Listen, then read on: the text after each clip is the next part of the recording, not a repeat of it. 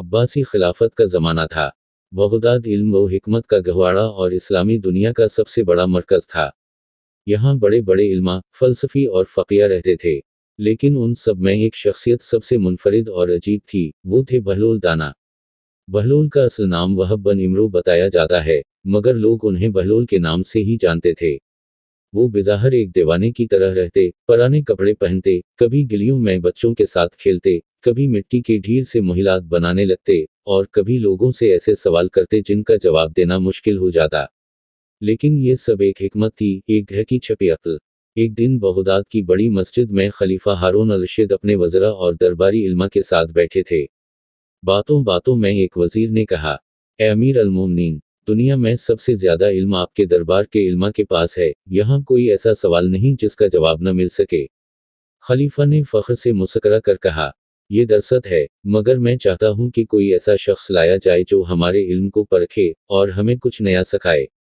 वज़रा ने मुशवरा किया और कहा, अगर इजाज़त हो तो हम बहलोल दाना को बुला लाएं। हारून अल रशीद हंस पड़े। वो मुझसे मजाक करते हैं, पागलों की तरह बात करते हैं, मगर खैर, बुला लाओ। देखते हैं आज वो क्या तमाशा दिखाते हैं। कुछ देर बाद बहलोल आए। पुराने कपड़ों में मलबूस, हाथ में एक टूटी हुई लकड़ी पकड़े, और जूते भी एक का पांव दूसरे में। जैसे ही वो दरबार में पहुंचे, सीधे खलीफा के तख्त के करीब जा बैठे, और बगैर सलाम किए तख्त के पाए को थपथपाने लगे। दरबारियों के चेहरे सुर्ख हो गए। एक वजीर ने कहा, बहलोल, ये अमीर अल मोमिनीन का तख्त है, अदब करो।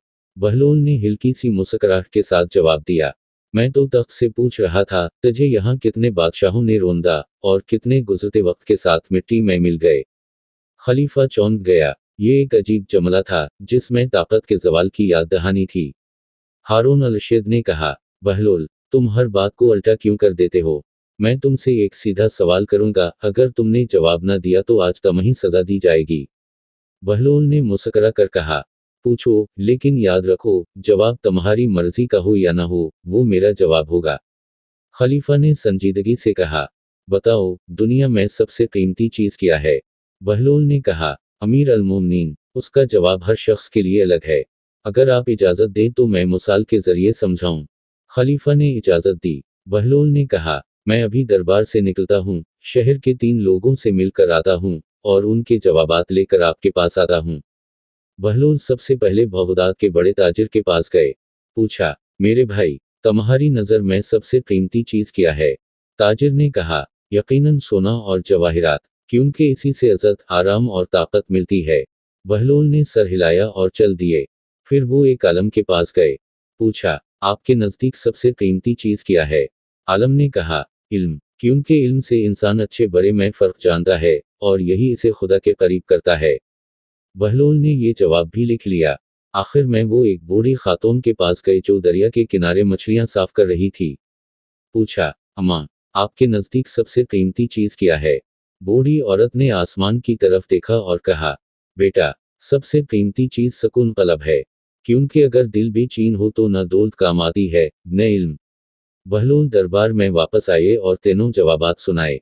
फिर खलीफा से कहा, देखिए अमीर अल मोमिनीन, हर शख्स अपनी हालत के मुताबिक कीमती चीज़ का तयन करता है।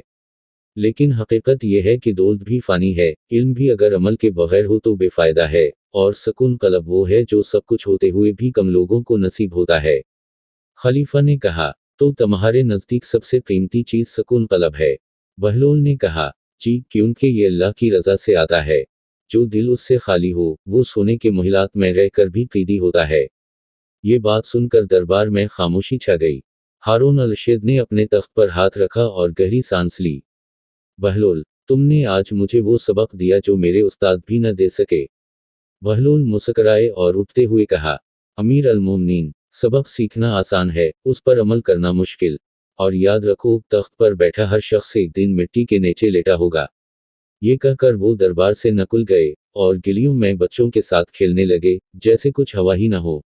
ये किस्सा हमें ये सिखाता है कि एक, असल दौलत दिल का सुकून है, जो सिर्फ अल्लाह की रज़ा से हासिल होता है।